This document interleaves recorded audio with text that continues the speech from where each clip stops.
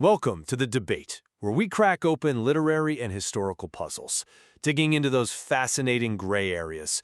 Today, we're diving deep into the LaChanze Mine mystery and wrestling with a fundamental question that really challenges every reader. Does our first-person narrator, Nick Stretton, actually help us solve the crime, or is he perhaps just getting in the way of the truth? So the central question before us is, to what extent does Nick Stretton's first-person narrative in the LaChanze Mine mystery obscure or illuminate the true unfolding of events, particularly the elaborate criminal plot orchestrated by McCartney, who we later find out is Hutton? My argument is that Stretton's narration, despite his very human biases and, yes, often delayed realizations, ultimately provides a comprehensive and compelling account of how the plot is revealed. Okay. And I'll contend that Stretton's perspective, which is characterized by significant and frankly sometimes comical misjudgments, actively obscures the plot for much of the story. In my view, the truth emerges more in spite of his insights than because of any, astute detective work on his part. So, look, through Nick Stretton's eyes, this story really gives us a unique and I think ultimately compelling look at the mystery, doesn't it? I mean, Stretton himself admits to being dog-tired, hungry, and cross right at the outset in Chapter 1. And yeah, he's frequently sidetracked by his personal feelings for Paulette, this enigmatic woman at the center of everything. But it's precisely this human fallibility that makes the eventual unveiling of McCartney's scheme all the more striking and, I'd argue, pretty realistic. He diligently records crucial details, even when their full significance isn't immediately apparent to him. For instance, early on, he identifies the skunk's misery brew, that potent, wolf-luring concoction, on his clothes and later finds it in the wagon, noting its, quote, unmistakable reek. This detail, highlighted consistently, even if he initially misunderstands its purpose, becomes a key thread in unraveling the entire wolf dope plot. His initial inability to directly connect McCartney, the seemingly capable superintendent, to the larger criminal scheme, despite his growing suspicion of the man's set-eyed stare and unusual capabilities, like running 4 jobs at once. Well, that mirrors a natural investigative process, doesn't it? Clues accumulate slowly, forming a pattern only after numerous, seemingly isolated observations.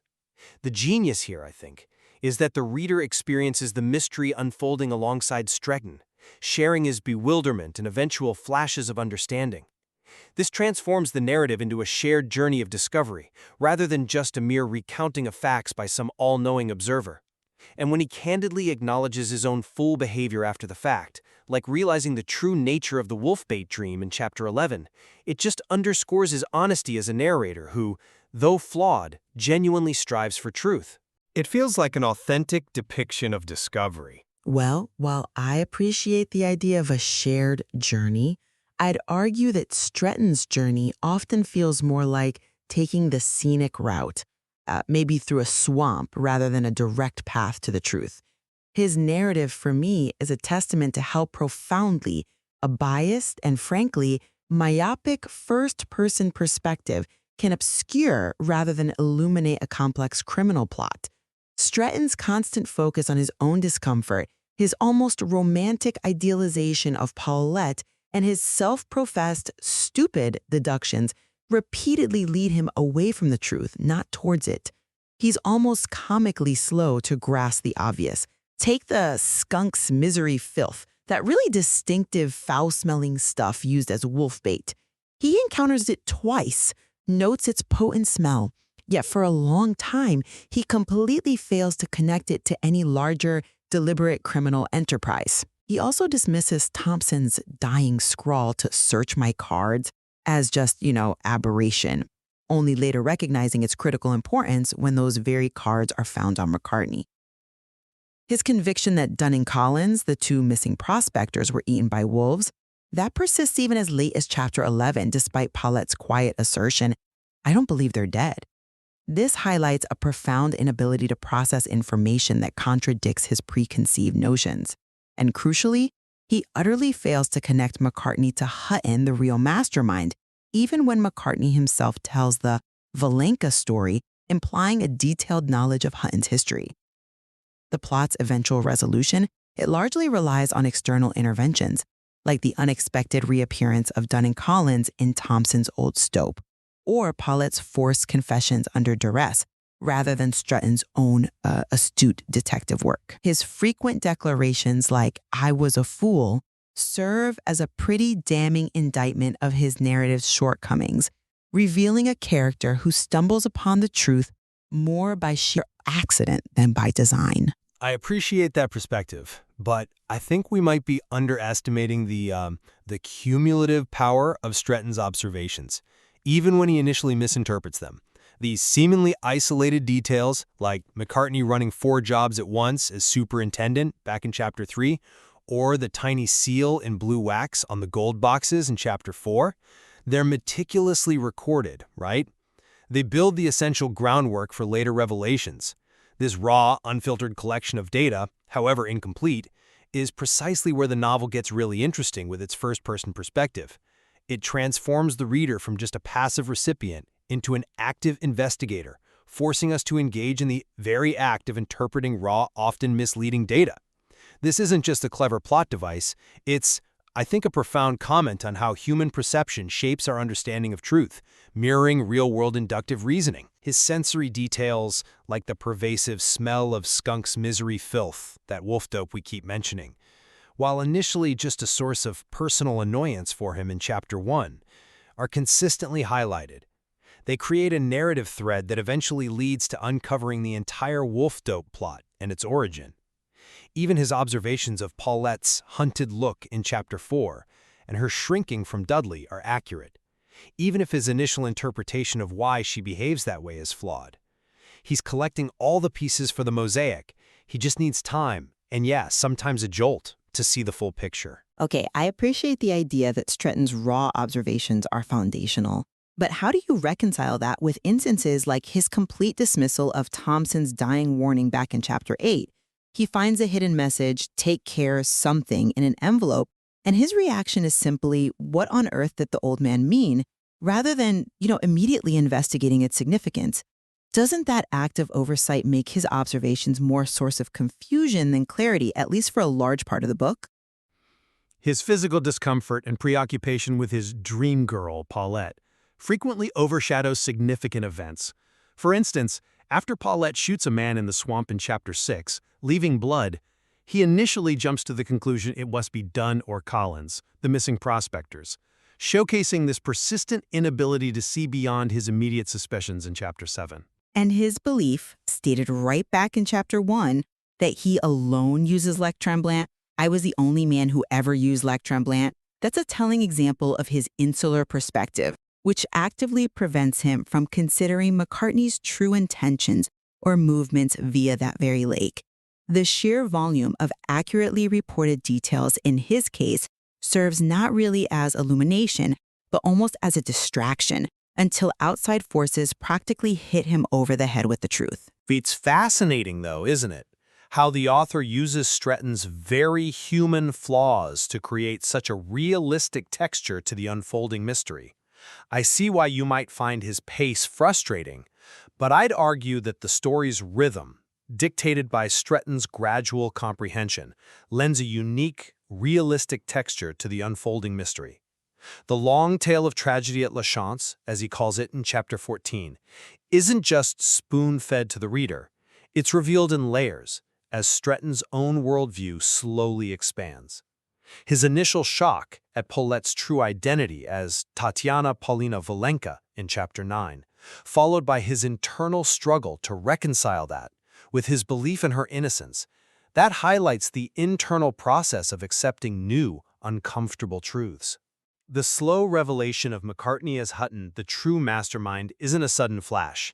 It's carefully pieced together from Thompson's scrawled card in that prayer book sort of case mentioned in Chapters 8 and 12, the genuinely unexpected reappearance of Dunn and Collins in Chapter 15, and Paulette's eventual confessions in Chapter 19. This gradual accumulation allows for a far more profound understanding of the complex web of motives and betrayals. The narrative effectively leverages Stretton's limited perspective to build suspense, with each delayed realization serving as a crucial turning point that draws the reader deeper into the unraveling conspiracy. It feels like an organic discovery, mirroring how we often learn complex truths in life. That's a compelling argument about organic discovery, but I'm not entirely convinced it's a deliberate narrative choice so much as a consequence of Stretton's, well, remarkable density. Have you considered that the narrative's sluggish pace is largely a result of Stretton's stubborn inability to connect the dots, prolonging the mystery unnecessarily for both himself and the reader? He continuously dismisses or ignores vital information, like McCartney's grim, set-eyed demeanor in Chapter 3, a clear signal of something sinister, or the immediate and suspicious disappearance of Dunning-Collins in Chapter 8, which frankly any astute observer might immediately question. His struggle to connect skunk's misery, that wolf dope, to anything more than just filth for so much of the story, despite two direct encounters in Chapter 5, demonstrates a profound lack of intellectual curiosity regarding the very elements that are crucial to the plot. It's hard to call that organic discovery when the protagonist seems actively resistant to discovery. The resolution, in my opinion, is far less a triumph of Stretton's intellect and more a consequence of the conspirators' eventual missteps or the direct intervention of previously unknown allies, like the returned Dunn and Collins. They, quite literally, unearthed the truth about McCartney's operation in Chapter 15, saving Stretton and filling in huge gaps. Stretton's recurring self-reproach, captured in phrases like, "I was a fool," in Chapters 6, 11, and 13, powerfully demonstrates his consistent inability to perceive the reality of his situation until it is explicitly laid bare before him by others. While other characters are undoubtedly crucial, and their interventions are significant, I'd push back a bit on the idea that Stretton is largely passive. His narrative, though first person, doesn't exist in a vacuum. It depicts him as actively seeking information, engaging in dialogue, and observing the reactions of others, all of which ultimately helps him connect the disparate pieces of the puzzle. He questions Dudley, Makatani's unstable associate, about Thompson's departure, Makatani's hiring, and the mysterious Valenka case in Chapters 3 and 9, gathering crucial background information. His interaction with Billy Jones, particularly about Thompson's forgotten tobacco, helps establish timelines and creates a sense of suspicion around Thompson's supposed journey in Chapter 8. Own dreamlike recollection of men playing poker in the hut's cellar, with the wolf dope's origin in Chapter 11. These interactions, combined with those moments when characters like Paulette or Collins are forced to reveal truths, illustrate a multifaceted investigative process. It reinforces the idea that truth is often a collaborative and iterative discovery, and Stretton is very much an active participant in synthesizing these diverse inputs, even if he's not always the one to initiate every single revelation. That's an interesting perspective on Stretton's active role. But I'd still argue that the most pivotal truths are often thrust upon him rather than uncovered through his own initiative. Consider Paulette. Fully aware of McCartney's true identity and his elaborate criminal scheme, she actively withholds crucial information from Stretton, fearing for his life, as she reveals in Chapters 11 and 14. Her silence directly hinders his understanding. Then there's Dudley. Despite his own suspicions about Thompson's death, he's often stupid with drugs or consumed by senseless rages, as we see in Chapters 3 and 9, making him, at best, an unreliable source for Stretton. The most significant revelations, like the true identity of McCartney as Hutton, or the astonishing fact that Dunn and Collins are alive, come from those very characters themselves. Dunn and Collins, for example, reveal their survival and their knowledge of Hutton's operation in Chapter 15, when they miraculously reappear and save Stretton from certain death. And Paulette, in Chapter 19, finally confesses the full extent of McCartney's plan under duress, not because Stretton skillfully uncovers it. Stretton's narrative often just showcases his bewilderment when confronted with these revelations, underscoring his unpreparedness and lack of foresight. He is consistently more of a recipient of the truth than an active agent in its discovery, which, for me, further demonstrates the profoundly obscuring nature of his limited perspective. Our discussion today has really illuminated how Nick Stretton's first-person narrative in the LaChanze Mine mystery presents a compelling, if, at times frustrating, case study in the subjective experience of uncovering a criminal plot. I continue to underscore how Stretton's detailed observations, even when initially flawed, ultimately provide the building blocks for understanding, allowing the reader to partake in a realistic, if maybe somewhat circuitous journey of discovery. And I maintain that Stretton's personal biases and consistent misinterpretations actively delay and obscure the truth, requiring external revelations to finally illuminate McCartney's elaborate and often brutal scheme. His journey, while certainly entertaining, often feels like a masterclass in how not to investigate a crime. Ultimately, the Lachance Mine mystery invites us to consider the intricate relationship between a narrator's perspective and the truth it purports to convey. The story's effectiveness, in many ways, lies in this very tension. As readers, we're often ahead of Stretton, engaged not just in solving the mystery ourselves, but also in critically evaluating the narrator's often stumbling ability to do so. This layered approach ensures that the novel remains a rich text for exploring the complexities of perception, the psychology of bias, and how reality unfolds through individual experience. There's certainly much more to explore in the pages of this compelling tale.